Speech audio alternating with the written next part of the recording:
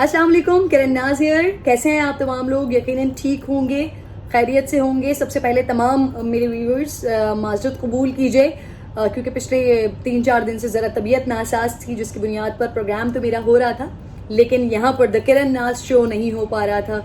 कुछ वक्त की भी कमी थी, कुछ तबीयत की नासाजी थी, तो उसके लिए माजरत कबूल कीजिए। आज जिस टॉपिक पर मैं आप लोगों से बात करने वाली हूँ वो एक ऐसा टॉपिक है जिसके लिए मैंने सोचा था कि अपने YouTube चैनल पर तो कम से कम मैं इस टॉपिक पर बात नहीं करूंगी, क्योंकि उसके लिए मेरा ट्विटर और मेरा प्रोग्राम ही काफ़ी है। बट समटाइम ऐसा होता है, सिचुएशन ऐसी क्रिएट हो रही होती है और लोगों की भी बड़ी उम्मीद वाबस्ता होती है कि ये ज़बान जिस टॉपिक पर नहीं रुकेगी वो फिर अपने चैनल पर भी कैसे रुक सकती है। सो मैं बात करने वाली हूँ आज भारत के हवाले से।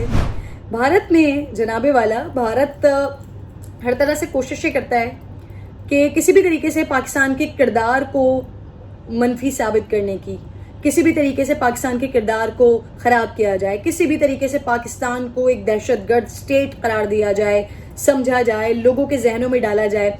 लेकिन खुद भारत के अंदर हो क्या रहा होता है या भारत कर क्या रहा होता है? तो जनाबे वाला, पाकिस्तान तो अपना काम कर रहा है, अपनी आवाम के लिए काम कर रहा है, अमन के लिए काम कर रहा है, यूनाइटेड नेशंस में भी जाता है तो अमन के लिए बात करता है। लेकिन भारत, आपका किरदार, पाकिस्तान के साथ आपकी कशीदगी चल रही है पिछले 1 साल से।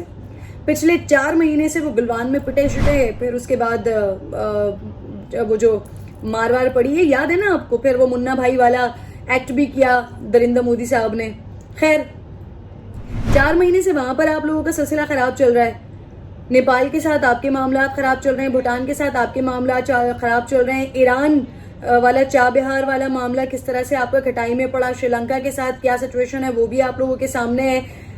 अब हालिया डेवलपमेंट ये है कि इतना अमन का पुजारी और सेकुलरिज्म और जमहूरियत का प्रचार करने वाला भारत अब हो ये रहा है कि इन्होंने जनाब वाला चीन वाली actual control line, Nepal, Bhutan, यहाँ पर अपनी नफरी बढ़ा दी है, अपनी मजीद फौज तैनात कर दी है।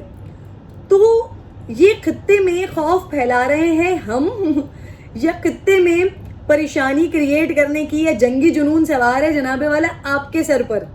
चलें, अगर बात सिर्फ और सिर्फ आपकी पाकिस्तान की हद तक रहती तो चलें, कुछ समझ भी आता है कि हाँ, कहीं ना कहीं शायद आप कुछ सच कह रहे हो। लेकिन ये तो अब आप अपने चारों तरफ, यानी कि चीन में भी, भूटान में भी, नेपाल में भी, पाकिस्तान से भी, यानी आपको चारों तरफ से आपको ऐसा फील होता है कि खतरा है, तो आपने चारों तरफ अपने फौजें तैनात कर दी हैं, फौजें अपने डिप्लॉय कर दी हैं। आपका अपना खुद का क्या क्या आपका रोल है इस खत्ते के अंदर? मतलब आपके लिए कोई भी स्टेट, कोई भी मुल्क आपको आपके हक में नजर नहीं आता, मजबूत नजर नहीं आता। कश्मीर में आप लोगों के साथ क्या कर रहे हैं? तो ये कौन सा सेकुलरिज्म है, ये कौन सी जमहूरियत है और ये कौन सी अमन पसंद स्टेट है जो खुद जंगी जुनून, जंगी इंतशार फैलाने की कोशिश कर रही है, अपनी फौजें तैनात कर रही है, जंगी जुनून में पागल है और दूसरे कंट्रीज पर इल्जाम लगाती है, दूसरे कंट्रीज को या खासतौर पे पाकिस्तान को एक दहशतगर्द स्टेट, जो मोदी साहब आपकी और आपकी सेना की और आपके तमाम जो वो आरएसएस और इन तमाम लोगों की ये हिंदुत्व के जो पुजारी हैं, जो हिंदुत्व के बेसिकली माइंडसेट्स हैं, उन तमाम लोगों की सोच है। और आप इल्ज़ाम लगाने की कोशिश करते हैं पाकिस्तान पर, आप बात करने की कोशिश करते हैं पाकिस्तान के लिए। बड़ी बड़ी अजीब सी सूरत हाल है। सिर्फ और सिर्फ सोचने की बात है कि इंडिया इस वक्त कहाँ स्टैंड कर रहा है कि एक तरफ इंडिया में बात की जाती है कि जी हम अमन चाहते हैं, हम एक बड़ी स्टेट बन रहे हैं या बड़ी स्टेट हैं। ये कौन सी बड़ी स्टेट है कि जिसके चारों तरफ से खतरा ही खतरा है, और इतना खतरा है कि जंगी जुनून फैलाया जा रहा है, चारों तरफ फौज आपने लगा दी है। हालांकि ये भी पता है कि फौज है आपकी, जितनी भी लग जाए पिटना ही है आपने, क्योंकि अब वो मुझे मेरे कमेंट्स बॉक्स में आके मुझे वो ना बताना शुरू कर दीजिएगा कि 71 में क्या हुआ था, 65 में क्या हुआ था, इसमें क्या हुआ था, उसमें क्या हुआ था। आपकी अगर सारी बातें मान भी लें तो मैं तो सिर्फ आपको ये याद दिला दूंगी कि अभी 27 फरवरी को क्या हुआ था और पिछले 4 महीने पहले वो चीन वाली सरहद पे क्या हुआ था। तो ये सारी चीज़ें खुद भी जानते हैं भारतीय हमारे बहन भाई, बट अगेन भारत के ऊपर ये जो जंगी जुनून सवार है, तो मेरी तो सिर्फ और सिर्फ दुआ ही है कि जंगी जुनून उतरे इनकी हुकूमत के सरों से, इनके हुक्मरानों के सरों से, क्योंकि जंग जब छिड़ती है तो नुकसान दोनों तरफ होता है, बल्कि चारों तरफ होता है, खित्ते पर उसका असर होता है।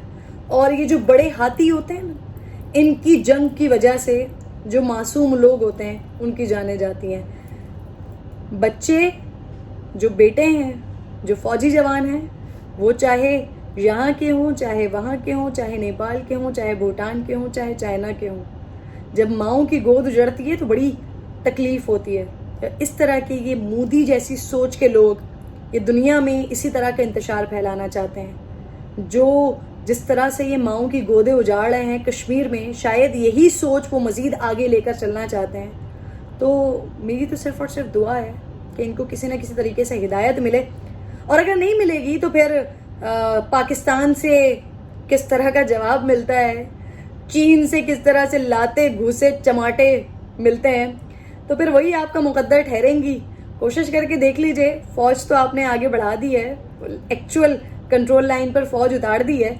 अब लेट्स सी कि किसी दिन मुठभेड़ हो जाती है तो फिर मोदी साहब जाएंगे, एक मुन्ना भाई का सीन क्रिएट करेंगे और हॉस्पिटल में जाके कहेंगे कि हम पिटे नहीं हैं, मारे हैं। Thank you very much.